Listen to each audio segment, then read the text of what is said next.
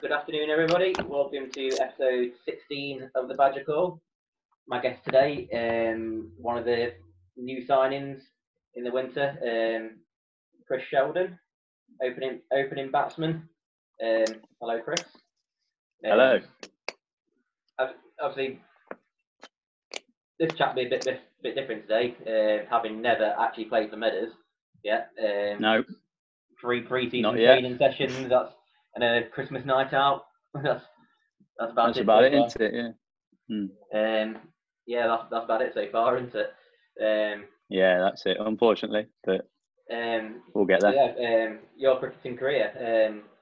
How long ago did it start? So, I first started playing when I think I was 10 years old. It was my mum that got me into cricket, and she played when she was at school, and a person she worked with, her son played for a club in Nottingham called Thrumpton, which is near Clifton. Yeah. And she took me down to a training session. This was quick cricket at the time, and just loved it.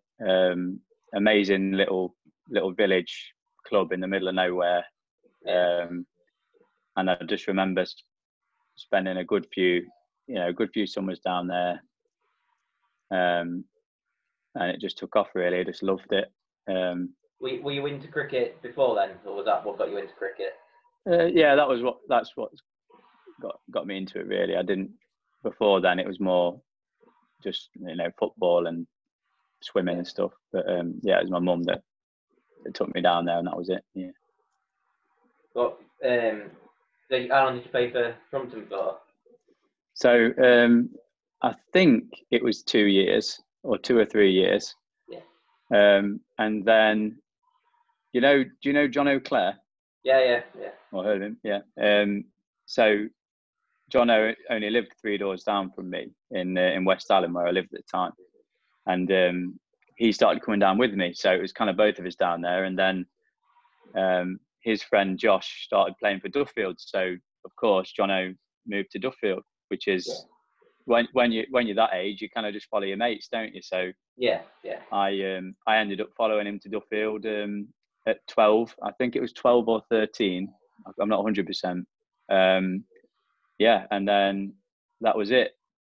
Duffield from then on. How long ago? So how old are you now?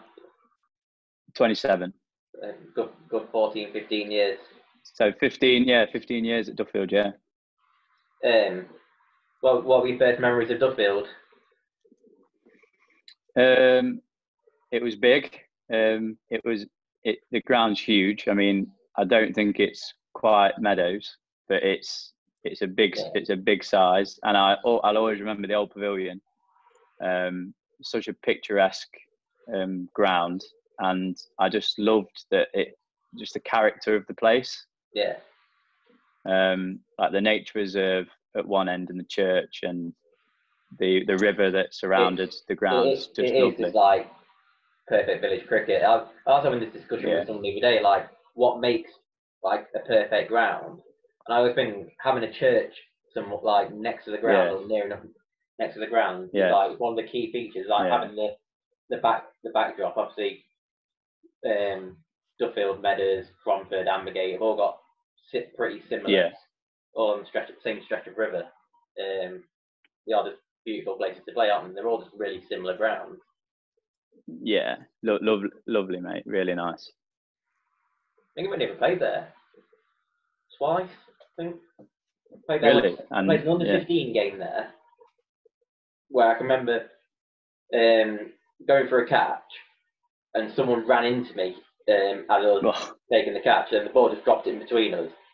But I got up straight away and picked the ball and thrown it in. The batsman have stopped in the middle, ended up running them out. Classic. Whilst the other lad was like rolling about on the floor in pain. I was good there. Then I played down there for the third last year on the second pitch. Oh yeah. I mean, it's actually, it's actually a decent. Get that second pitch. Yeah, it's actually a decent wicket. I mean, it's not the biggest pitch, but the wicket's decent. But for the level they're playing on, level we're playing at, it's perfect size wickets, but you get a lot of juniors playing in that level. They don't need to be playing it's great. on the massive boundaries. It's good for their development, isn't it? Yeah. I didn't get to really do a lot there last year. I didn't bowl, so. No. It was good. It was good to study short cover most of the game. Got your money's worth then. Yeah, absolutely. I think it was my first game back because I broke my hand last year, so I only played about 4 games last year, and I just helped out last game of the season. Yeah, I don't know why. I bet you were itching to go, weren't you? Yeah, I wanted a bat. I definitely wanted to have a bat. I wasn't fussed about fielding. Yeah. I heard the tees were pretty good. That's why I said I'd play. Yeah, the tees are always good. Yeah, they were good tees as well. Yeah, Tim Williscroft's mum used to do them. They were really, really nice. So when you started cricket, were you predominantly a batsman? Have you always been a batsman? No, I started as a bowler, just like a seamer, medium pace. I was never like quick. And then I started taking a fancy to leg spin.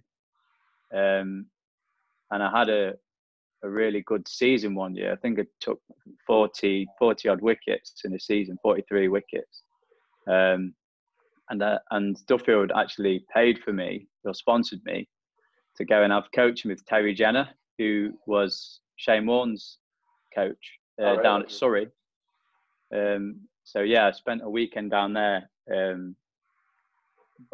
getting taught to bowl leg spin. How was that? I think at the time I had like a big growth spurt. Yeah.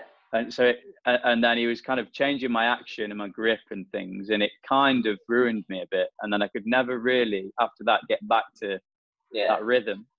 I've been trying ever since to pick it back up, but it's a hard thing to do. Isn't it? Like it is, yeah. With leg spin, it's a lot. It's confidence, isn't it? If you're confident, you tend to bowl a lot better. Whereas when you've not bowled for a while and you're slinging them down, it's your wrist tenses up, doesn't it? You drag them down, and then you're not, your flight's all off, and then you've got to worry about spinning it as well. I think that's what Paul Allen did with Scott Gadsby last year. He got him bowling like a little. He didn't like massively change his action. I think he just changed his grip slightly, and he completely changed him. His legs became a lot better overnight. I think it just gave him that confidence to actually just go and rip a ball. Yeah. Then I was tried spin for a bit, and then that kind of died off, and then I started batting, and just started.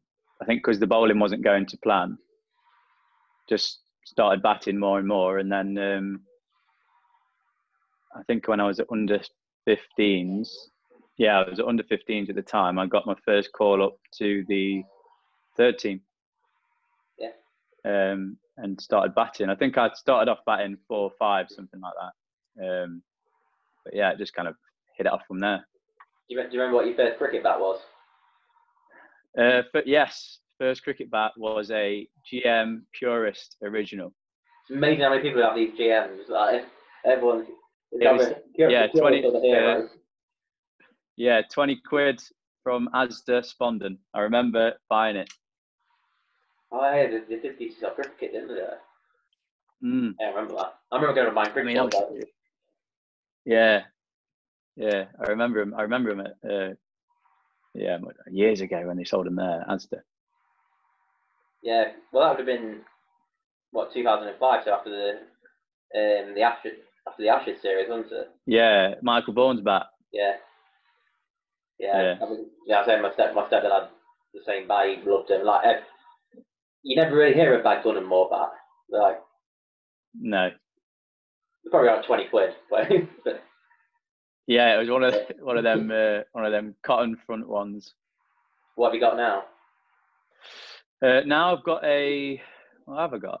I've got a Slazenger. I can't remember the exact model. It's the one with the scoop in the back. It's got like kind of like a the scoop taken out the middle at the back. But yeah, at one point, my side yeah, go on, was sorry. the best bat I ever had, and I had it for about 2 or 3 months. For that really? 2 or 3 months, it was absolutely brilliant. Like the middle on it was incredible, and it broke. Yeah, I love it. I used to, at one stage, I used to literally, like, I'd always get like the best bat I could, like most expensive, like the matching pads, the matching gloves, like proper Badger. And I think the older you get, the more you come to realise you're spending a bit too much money on cricket. Well, I did that. I was quite at your age now. I was probably about 27 at the time, and I went out and bought like a 350 quid bat, and I've still got it. Still works. Still. Really amazing. I think it helps that I've probably missed about 2 or 3 years worth of cricket through injuries in that time. So about probably about 3 or 4 years old. But yeah, I'm that person. I bat. What's that? What bat's that? It's the Rainix Supernova. Alex Hale used it, the blue one. Yeah, it's beautiful. Then I won a bat last year actually, from Grey Nichols, direct from Grey Nichols, and that's nice. That's a decent bat. Oh, but yeah, I'm the person. If I go and buy one bat, or I have to change my whole kit, so I'm just sticking to Grey Nix now. Yeah, I've gone. I've just gone unbranded now. I've got unbranded pads and gloves, and then just my Slazenger bat. I think it was like Sail Rail I was at or something. Yeah, but it was nice. So yeah, they are decent bats. So you started at 13, Duffield, 15 years old, you'd say? Yeah, no, I started at 12 or 13 at Duffield. Yeah. So what was it like playing your first league seasons? Yeah, good fun. Back then, there's some really good teams back then, and a lot of the older guys in the sides were really welcoming and friendly, and they, you could tell that they really wanted you to succeed and progress as a junior, and you got the chance. But I think sometimes as a junior, you kind of chucked in one of the adult teams, and you just expected to field, and just turn up. But they're really, really good with me, and can't thank them enough. They're a brilliant group. Where were they playing back then? Were they playing at Duffield? Were they up at the polo? They played at the polo ground, didn't they? Yeah, I started playing. I remember playing at the polo ground. Yeah, not many times, but I used to like that ground because the tees were. You used to walk down from the polo ground because they didn't have the tees at the polo ground. Yeah. You used to walk down to the pub at halfway. The shoulder emulsion, wasn't it?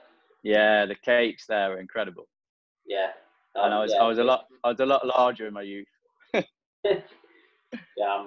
I'm that way now. I solely play cricket for the team. So playing for Duffield, you've progressed up through all the teams, and up. Yeah. How long you been in? How long were you in the first team for? When did you feel like you really made your breakthrough in the?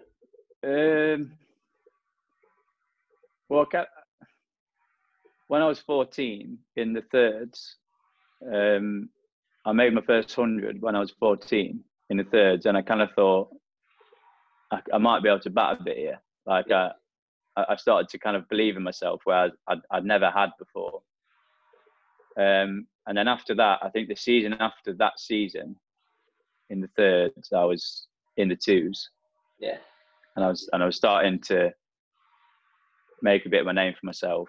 But I was back to bowling away swingers then as well, actually. But and then I think I just started getting a few scores in the second team, a few 50s, 70s, and then I was in the first team. Got brought up to the first team under Paul Baker was captain at the time, and I think I was from 15 16, like 16-ish, I'd say. Yeah. I was in the first team. So Yeah. young really, but Yeah. What was that Prem or Div 1? Div 1, yeah. Yeah, we've only been, I think the highest the club's ever been is Div 1, and they're struggling now. Well, not struggling, but we're just trying to get up each season. Yeah. Yeah, it happens, doesn't it? Like, sometimes you just need to rebuild as a team. Yeah. So, I was Facebook stalking you earlier. Did you have a season in Australia as well? Yeah, 2013, I think it was. Yeah, I was 18, so the maths is crap. Yeah, played out in Melbourne, North Melbourne. Jindavik played for. How did you find that? It was very different. Some wickets were Astro, some were absolutely rock solid. And as soon as they know you're English, it's just bombardment. Yeah. Just short ball. I just found it really bizarre that the majority of their local cricket's played on like carpet and yeah. Thing. It's like over here, you just wouldn't dream of it. Well, you might play the odd junior game on one. Yeah. That league, they've got like a lot of their leagues are just carpet and asphalt. Yeah, I guess it's just for consistency, because a lot of the grass wickets, the ground's so different. Like one week you'll be on a pitch that's really black, like tarry kind of coloured, and the next week it'll be really light, and the bounce is different, the movement of the seam. Whereas if you're on Astro, it's very similar. Yeah, I watched because Dan Kelly's been over there this year, and they show like a lot of their games live on like YouTube and on Facebook. Yeah. I was just watching the difference. I just like just the spin bowling is like the big thing. Like the ball like pitching like coming up here, it's up with like a normal length, but it's just springing off the carpet. Yeah, it jumps up. Yeah, I remember my first ball because I opened the batting, just taking guard, and as soon as I took guard, it's like the whole team had like flicked a switch, and they knew I was English. And the next ball, I was kind of like up here, and it was whistling past my nose. So, how did you go on in that season? I didn't do well at all, really. I think I bet I averaged 20, 25, if that. Yeah. I had a few scores. I remember my first game. Their quick bowler ran in, and I absolutely middled one through cover drive, and I didn't run. I just turned round and took my guard again, because I thought that's got to go for four. Like, so sweet. Yeah. And then the next thing I know, the other batsman at my end saying, "You're gonna have to run for that, mate." And it just slowed up in it was like dead long grass, and I was just like, "Oh, for God's sake!" That's a nightmare when that happens. Yeah. They'll let you know it though. Yeah. So moving on to like your brief Meadows career. Yeah, winter nets. Winter nets and Christmas. But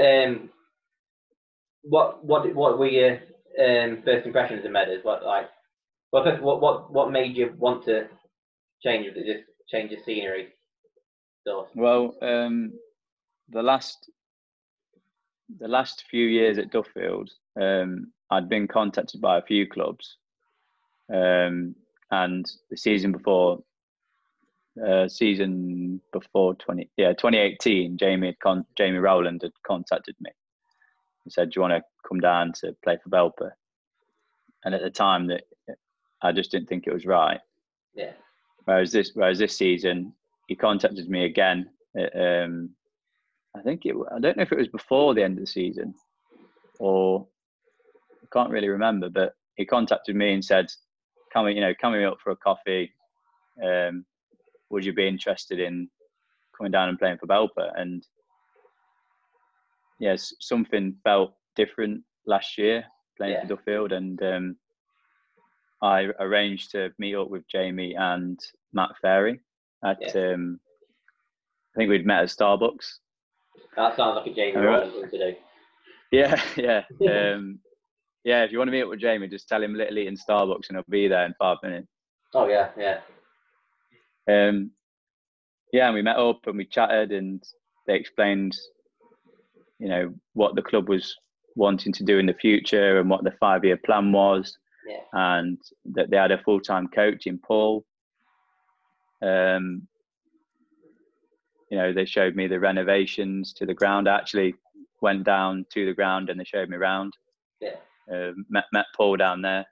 Have you ever actually played at Meadows? You've ever played a game down there? Yeah.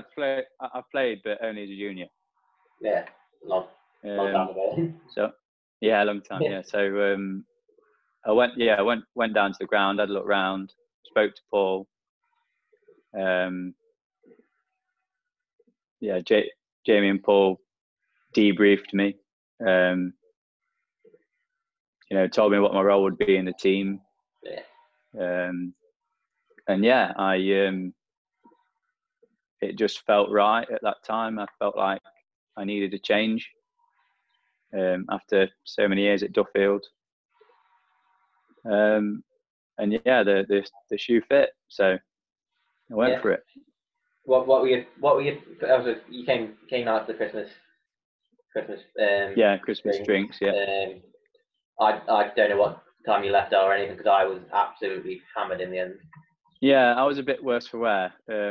I'd been out the night before, and I didn't really fancy it, if I'm honest, because I felt dreadful from that before. And I got my missus to drop me off. No, I didn't. I got my mum actually. My missus was busy, and I said to my mum, I said, "You need to come pick me up.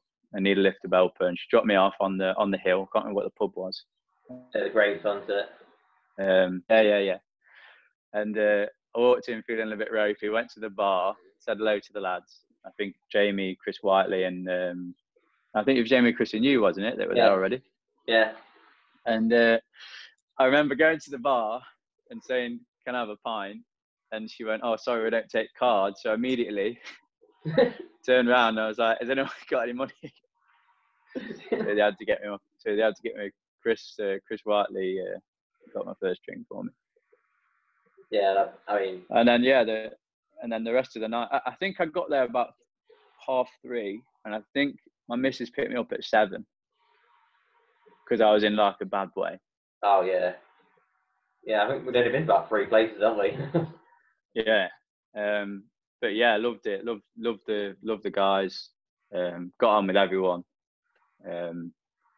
And I was just really, really excited for the season. Yeah, I think like on that night out, and it's quite easy when everyone's had a drink. I think you and Mike literally just gelled. Yeah. Like with everyone, like straight away. It seemed to be that way, didn't it? Yeah. Yeah, I mean, Meadows it's not a click club. It's not like if your face fits, like everyone's face fits. But yeah, it just felt like you had been part of the team for a long time rather than meeting everyone for the first time there and then. I think the good thing is a lot of people that are there I've known for a long time. Yeah. Via, if it be indoor cricket, I've seen Belper play in the indoor leagues, and you know, and spoke to him. And whenever we've played as juniors, there's this big thing where it's like the rivals are like Duffield and Belper. But to me, I've always felt that the lads are all decent, and I've always had like a good crack with them. Like, you know, Jamie, Ferry, I knew Matt Wheatcroft all through indoor and playing juniors. Yeah. I knew who else did I know? Adam Wheatcroft, played with him. So it already seemed quite familiar to me. If that makes sense. I don't think there is like a big rivalry in cricket in like around, especially like between like Meadows and Belper. It's like they don't really play each other that often. No. I think Belper more rival with Ambergates and amateurs. And I've always, when I played at Little Eton, Duffield were rivals with Little Eton because it was like end of the road. Yeah. I think Duffield more rivals with Quarndon as well, rather than. Yeah, Quarndon's another one that we. Yeah. There's not a bad bunch of lads like all the way down the A6. There's no like intense rivalry. Like it's not like some clubs where they proper hate each other. Yeah, everyone's different, aren't they? Everyone's just playing for relatively their local teams, and you live a little bit further away. But yeah, so what are your first impressions like of Paul's coaching methods when you came to went to that? Yeah, really enjoyed it. I love the structure.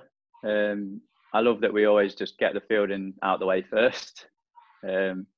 Although I like fielding, yeah.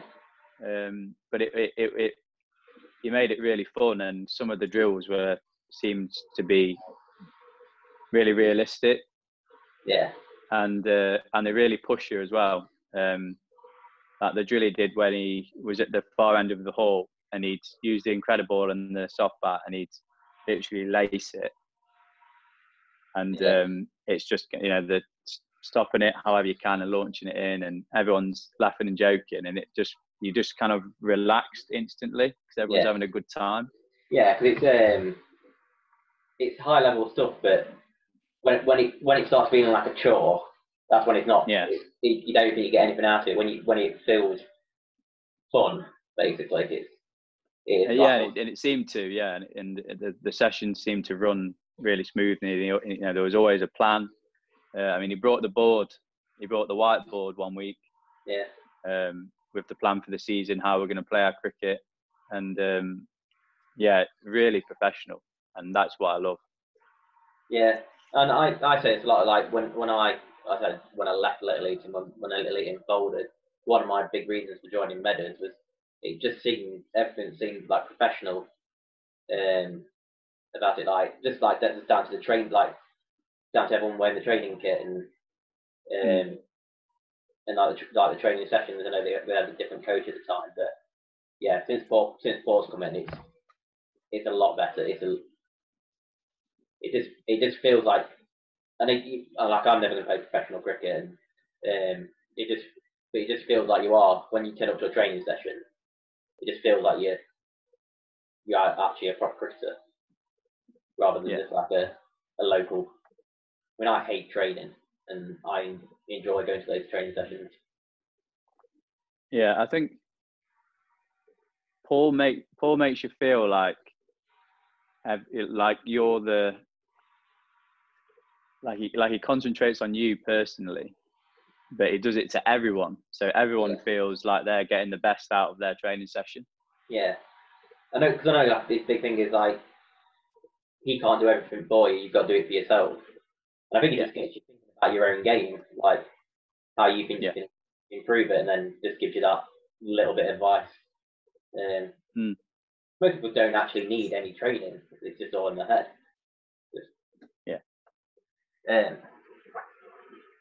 Other than cricket, well, obviously you play football a little bit. Golfer as well, I think. A bit of a golfer. Yeah, a bit of a golfer. I like my trick shots. Yeah, that's kept me sane over the lockdown in the garden. Yeah. Do you play at a club? I was a member. Where was I a member last? I was a member last at Beeston Fields, which is not far from where I live in Risley. But the last couple of seasons I've not rejoined. I've quite enjoyed kind of going here, there and everywhere and playing around all different courses. Yeah. Best course you played on? Best course, Abu Dhabi Championship course. Oh, really? Went to Abu Dhabi in 2018, November 2018. Is that the road to Dubai? Is that one? Yeah, with the eagle, the big eagle. Yeah. Played there in November 2018. Absolutely phenomenal. Best course I've ever played at. We definitely need a Meadows golf day. There's quite a few. I'd like that. Yeah. Yeah, we'll get that sorted. It when was we're just allowed. just crazy out there. You'd have a buggy. You'd have like an iPad on it, which would show you the distances to the bunkers, the distances to like the centre, and then wherever you drove your buggy to on the path, it'd give you the distance in to the green. Really? And after you'd hit a shot on the fairway, you'd just drive off, and there's a buggy following you, and they're literally like groundsmen, and they fill the divot in for you. Oh wow! So you don't even need to rate your bunker. They've been making the money with me. Yeah. Tips. Yeah, I love a good hack. Yeah, we'll move on to your room 101 features. Yeah. Where I get decided. They stay in cricket or they can get in the bin. So, what's your first offering? So, start times. Okay. Why do we have to start so late in the day? I just think, why can't we start at 10 or even 9? Like, I don't think that's out of the question, because it seems like you've got all morning waiting to play. Yeah. And then you play, and then you don't get back till what, 7:30, 8 normally? Yeah. The start times do irritate me. I don't think you can start any earlier than 12. Premier League start at 12:30. I think they start at. I think it started 12 in April and September. I think the only reason why they don't start 9, 10 o'clock in the morning is just because of the amount of dew on the wickets. Then I think it's completely. But I think that would enhance it. Oh yeah, you'd definitely be bowling first in every game. Yeah, the toss would matter a lot more then, I think. Yeah. I would like to see what would happen at 9 or 10 o'clock start. Just the ball would zip. The 2020 Cup, do they start? I think they start. Yeah, like in a 2020 Cup, I swear we start at, or like the T20 day, and we start at like 10, play a game at 10, then play a game at 12, then play a game in the afternoon. I can't remember how it works, but yeah, I mean, it's very like Test match cricket starts at 10:30 in the morning, doesn't it? Yeah. Yeah, I can see it. It doesn't. You can see. I was trying to think. I was trying to. You can see. Can you tell? I was trying to. Yeah, I was gonna say. Can you tell what I was thinking out of the box with these? Yeah. I say it's not an unheard of thing in cricket. No.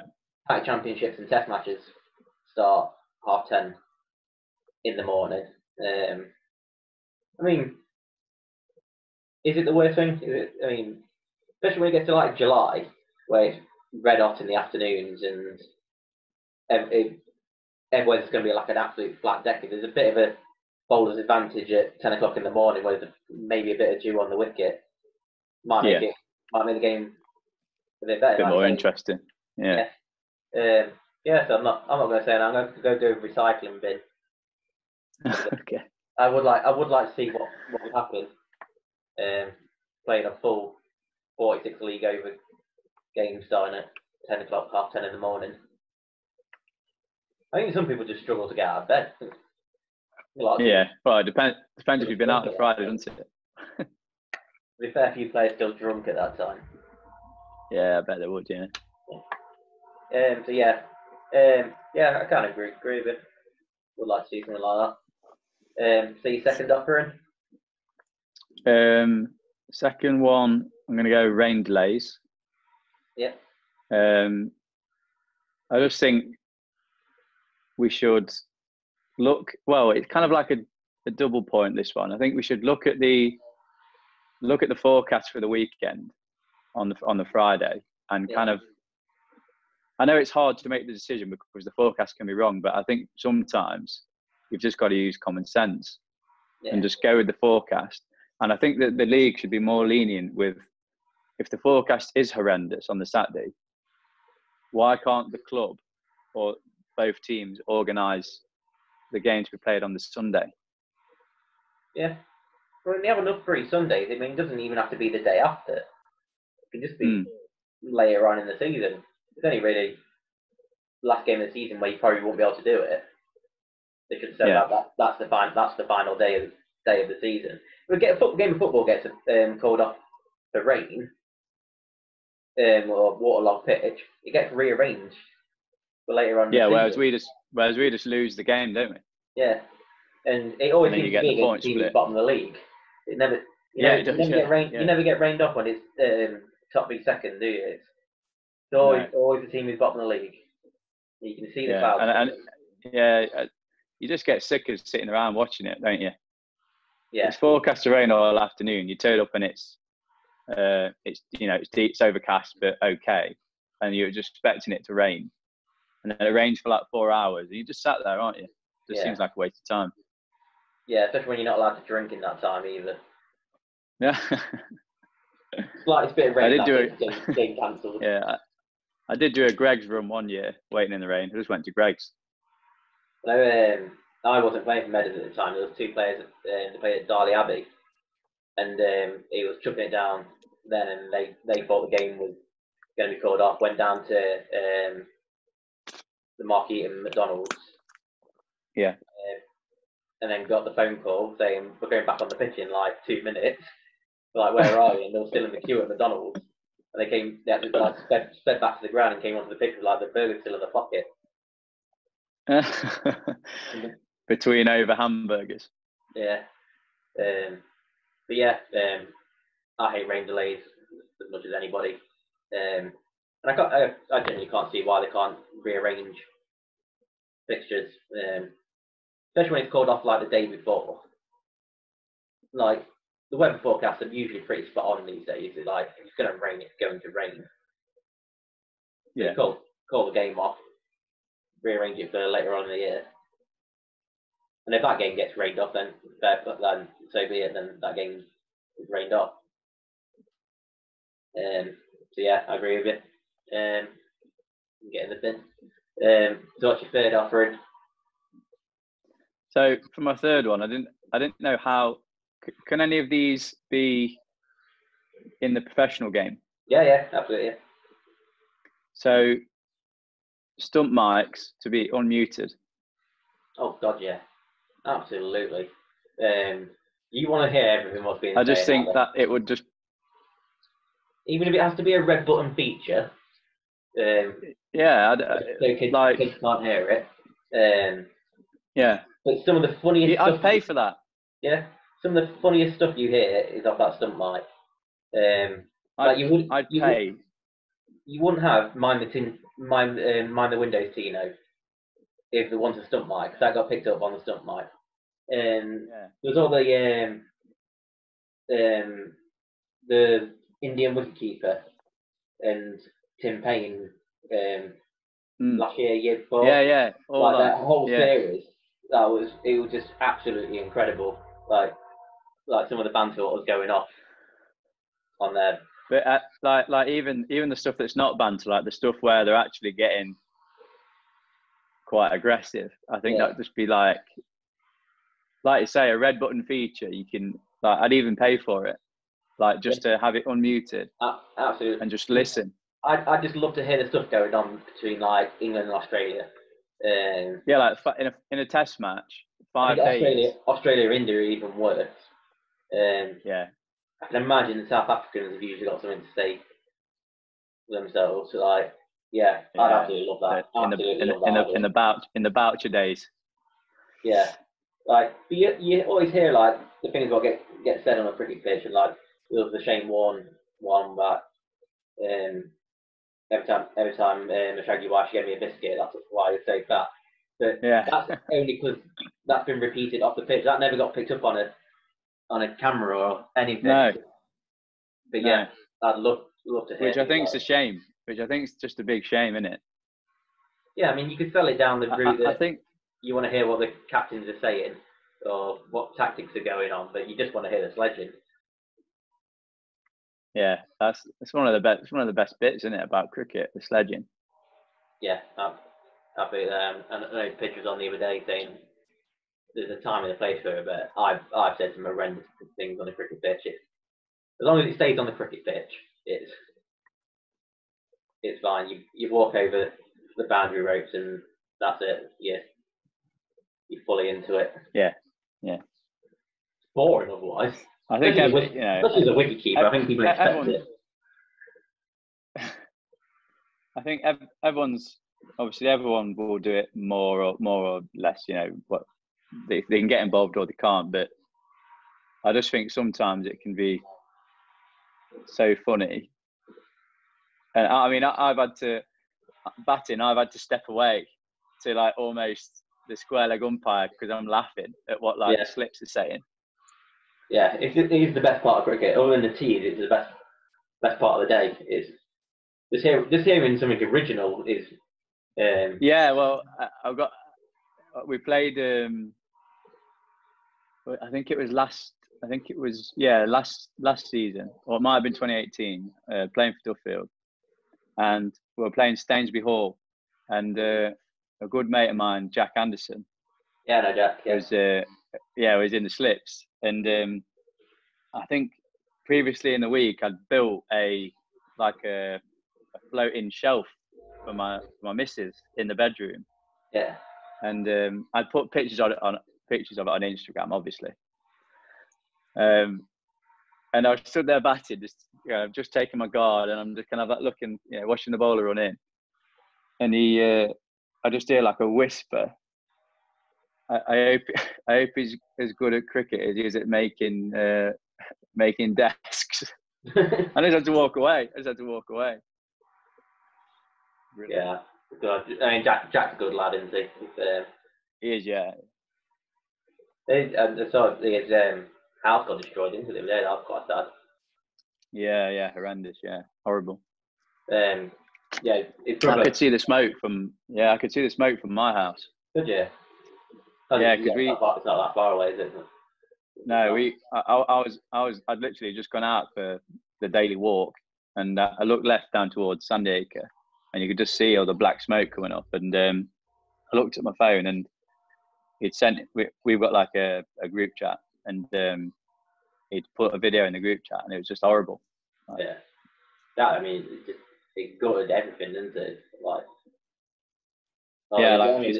His whole apartment's gone. I suppose the only blessing is that no one got injured. The only real relief you can take from it, but I'm not going to speak. That's the main thing. Yeah, everyone's insured, aren't they? So no one's hurt. So Talking about how's your car now?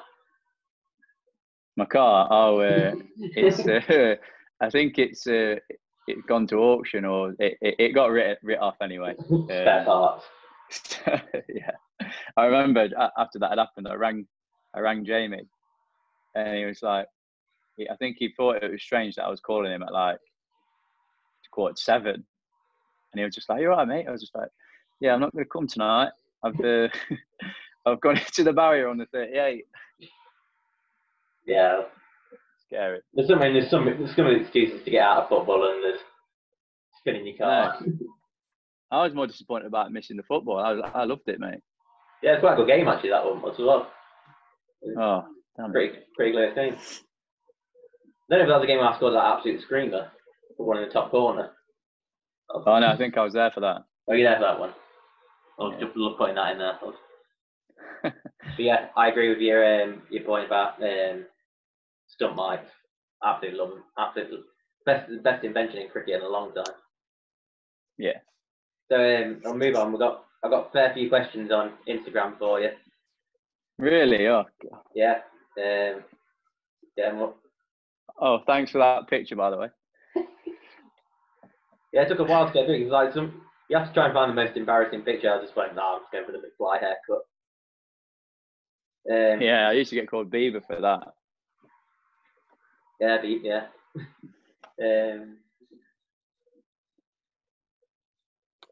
About 10 questions.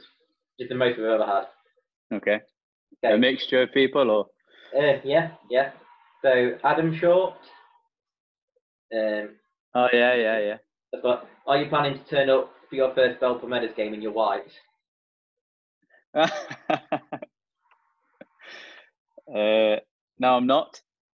I've made that mistake before, and I'm sure Adam will never let me forget it. Doing the complete journey, I think. Yeah, I hope he's well. And then an anonymous account. Does Chris have any advice for people getting past 30? For example, Jamie Rowland. And this is anonymous. This is, well, it's from an account called Vibrator. We've not figured out who it is yet. I think it's Vibrator. Nick. I think it's Nick. Have I got any advice from getting past 30? Get to 25 and start again. That's my advice. Then 2 questions from Michael Cooper. Yeah. These kind of link into each other. Like, can we expect to see you in the showers? Of course. Yeah. And what's your favourite shower gel? Shower gel. I'm trying to think of the brand. What is that? Is it natural? Is it Natural Source? Yeah. Or natural. I know they do the mint and tea tree one, but my favourite one is they do a mango. Yeah. I think it's like a lemon or mango. Yeah. Yeah. Love that. Absolutely. Yeah. On a summer's day, you've had a shower and you come out smelling like a mango and you get all the flies around you. Brilliant. Oh yeah. And you wash your hair with it, of course. Yeah. Now I can never pronounce his surname, so I'm just going to say Wazza. Joe Wazza Wells. Yeah, it was. Joe was Nickel Wells. Which is Shelley looking forward to nailing down first? His opening spot or his place at mid-off?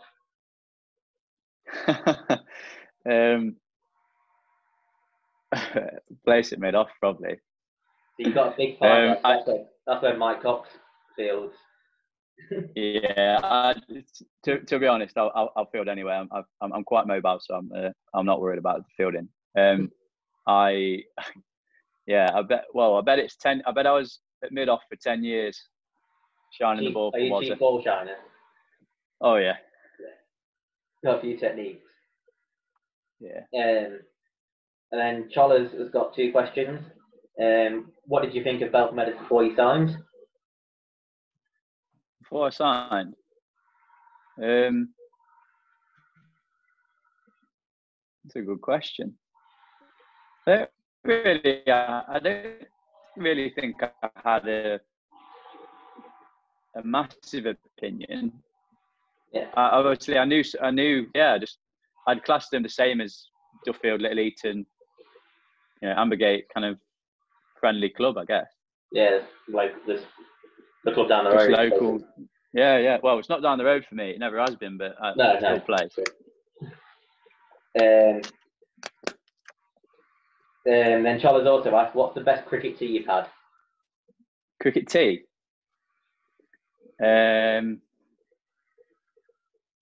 Best cricket tea? I'd probably go at the Polo Grounds, Yeah, shoulder of mutton? Shoulder of mutton, yeah. Cake selection. Yeah. No, they were decent. It's hard to pick. I think it's hard to pick. Pardon? I don't think anyone plays there anymore. I think the ground's still there, like the pavilion's still there, but I'm not sure if anyone plays. Disappointing because it is a really nice ground. Yeah, I think it's difficult to pinpoint a select tee because most of the time there's always one thing at the tee that is amazing, but then it's never like it's never an amazing variety. I don't find. Yeah, I always find one thing that I love. A lot of places are like known for like one thing, aren't they? Like Shipley Hall, you're gonna get a good cake selection, and Dale, you're gonna get really good sausage rolls. But yeah, I like the shoulder more. Then Paul Allen asks, I've got 5 questions from Paul Allen. 5? Jesus. What's the biggest difference between Belper and previous clubs?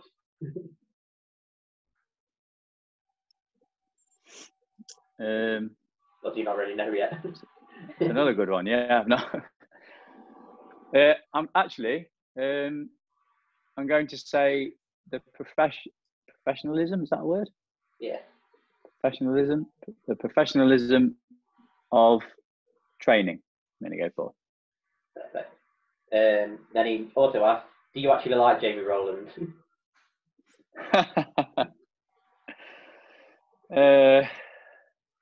I don't want to say I do, but I do. Yeah.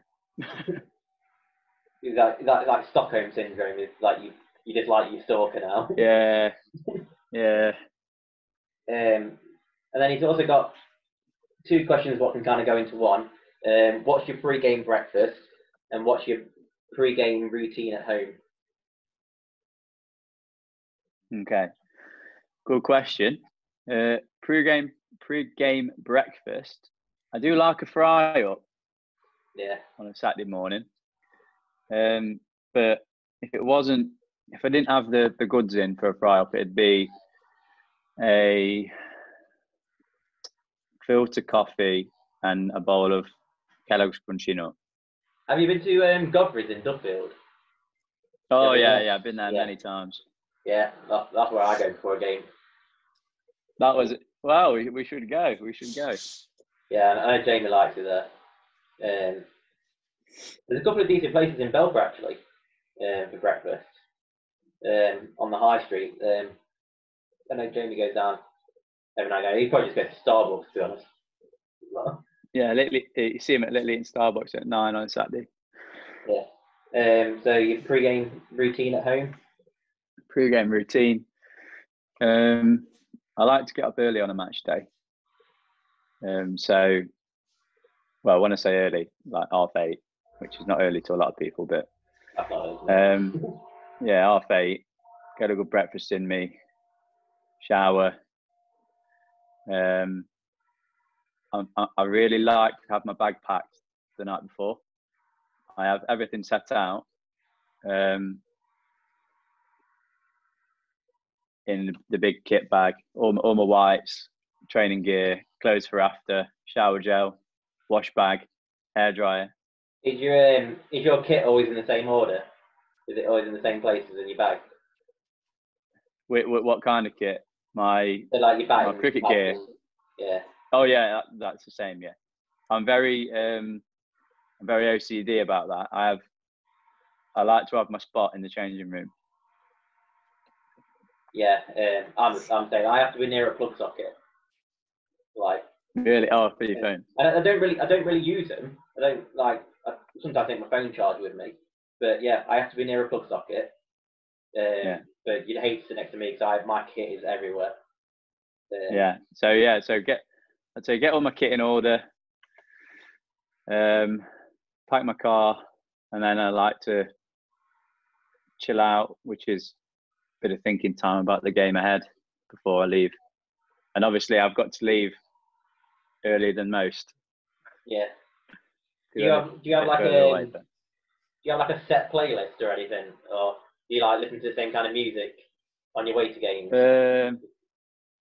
I don't listen to specific music on the way to games, but I usually bring a speaker for the changing room. What's your favourite kind of music to play? What's your pre-game anthem? Pre-game anthem? It's a good one. I don't really know. I like Toto Africa. Yeah, good song. Good song. Everyone knows it as well, don't they? Yeah, everyone can have a little dance to that, can't they? Yeah. I tried to bring it in last year when I was second team captain, and everyone. What song was I trying to play? Oh, the Pina Colada song. I wanted the Pina Colada song before we go out every week, and not enough people knew all the lyrics to it. Just me dancing on my own. So Paul also asks, would you rather bat first on a wet one and have a great tee, or bat second on a flat one and have a terrible tee? Bat second. I have a terrible tee. Easy runs. I don't care about the tee. Runs. Disappointing. and then Pip Nightingale last. That's disappointing, is it? Yeah. Go for the tee. Always the tee. Take the challenge. Tee don't win the game. Yeah, I don't have to open the batting either. I don't have to face a new ball. Yeah. And then one we pretty much covered is what made you move up the river at this point in your career, but kind of covered that. Yeah. Yeah, that's all the questions we've got. Hope you've enjoyed chatting. I've enjoyed it, mate. Yeah.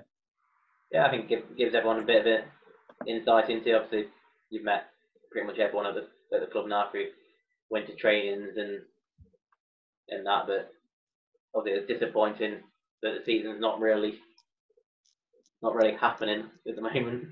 Yeah, very disappointing. Yeah, I just want to get started. Yeah, looks like it's going to be, especially as like a new sign, and you want to hit the ground running. Yeah, exactly. Kind of show what you're about, but everyone knows you're a decent batsman. But yeah, it's just incredibly just disappointing, isn't it? Yeah, very. Yeah. But yeah, it's been really good chatting. Shame. Yeah, hopefully, like, we can get outside sooner or later. Let's hope Boris Johnson just says, like, yeah, you can go ahead and go outside again now. Even if we don't play, even if it's just training. I just want to. Yeah, I mean, I think I don't know, but we should at least hope to try and get some into squad games. Oh yeah. I mean, I can't remember what the ECB ruling is. I think they're 1st of July, aren't they, at the moment? They banned cricket up until something like that. So 2nd of July. Yeah, just train. But yeah, it's been good chatting with you. Stay safe. Hopefully we can get Cheers, mate. You too. Yeah. Hopefully we can get out on the cricket pitch sooner rather than later. Fingers crossed, mate.